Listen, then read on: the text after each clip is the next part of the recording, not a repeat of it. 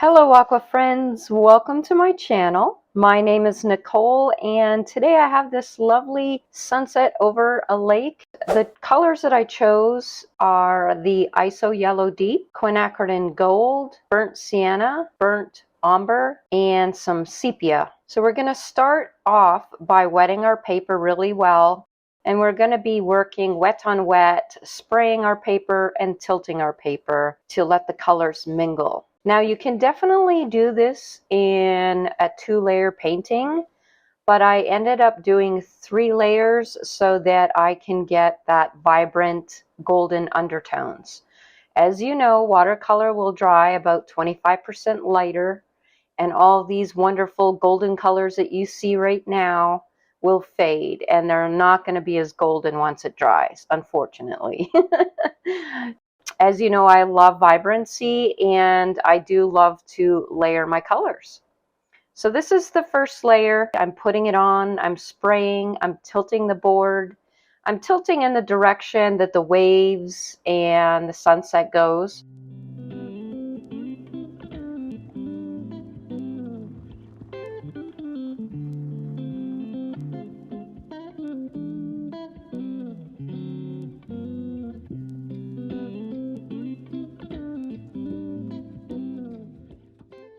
Little bit of a messy job, as you can see, but so much fun.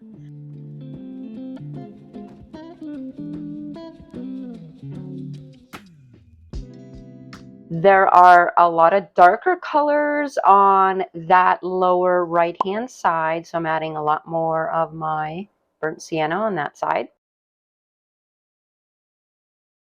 And while our paper's still wet, I'm moving my flat brush across the grain of the paper to get some waves. Now we're going to let the whole thing dry, and look at that, all of a sudden it's super light, right? So to increase this vibrancy, I'm using my ISO Yellow Deep, and yes, I'm just dumping it on there and tilting my board so that the whole thing gets this wonderful golden glaze. Now the top is darker because after all it is a sunset. Sky's going to be darker on the top, dumping some burnt sienna up there.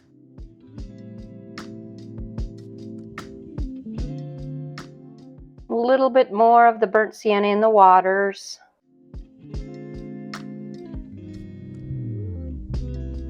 And that's basically it. We could also lift up some areas where the clouds are. So I'm lifting some of the paint with my flat brush.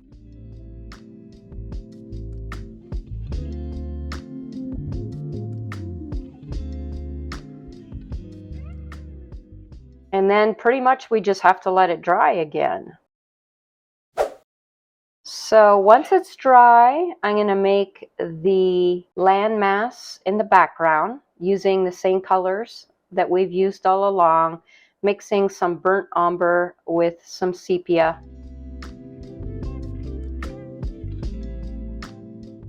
I'm trying to get it really straight, and you could just use a ruler. I ended up just using one of my quilting rulers. Any ruler will work, and just getting that really nice straight edge there. It looks a little more plausible now. Once you're happy with that background mass, it's time to put the leaves at the top, the foreground foliage of this tree. But before we do that, I'm going to show you this very cool brush that I'm using. It's a triangular brush. I'll show you all the different sides and what it does. So I'm sticking with the same color palette that we just used. So up close here, you can see that there's a flat side. There's a side that's like a knife, which is going to be the triangle side. And then the other 2 sides are thicker. So that is the tip side where you'll get a very fine point. It's like the top of a triangle, basically. And then the underside is the flat part of the triangle. So you get a thicker line.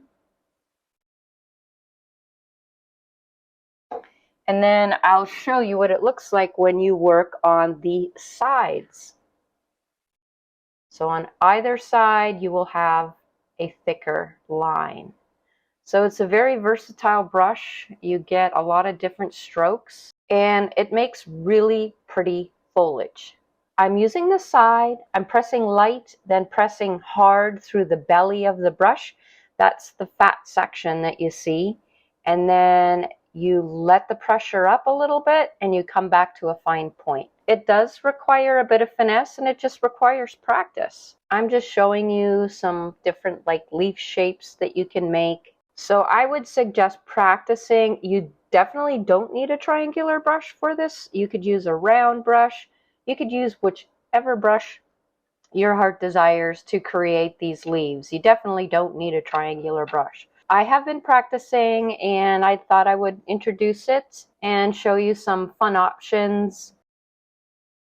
Using my triangular brush, I started off making these foliage branches and I thought it was kind of awkward, and I ended up deciding to turn around my whole painting so that I started to paint upside down. So whichever angle feels the most comfortable, just turn around your painting and paint it the way that is going to be the most successful.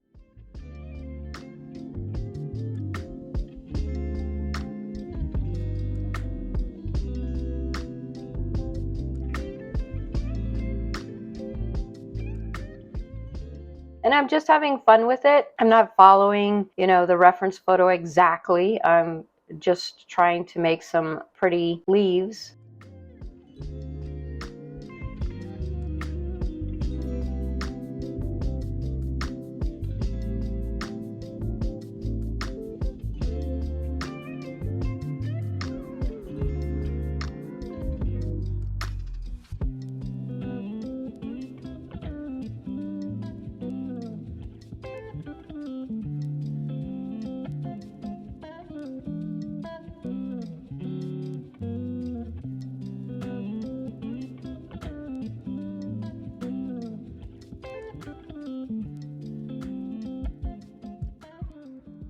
So after making some short work of these leaves, that is it. It's just a very simple beginner's level project. Sign your painting and you're done. I hope you guys enjoyed this cute little tutorial. Let me know what you think in the comments below. If you guys got value from this tutorial, please like and subscribe, and I'll see you next week.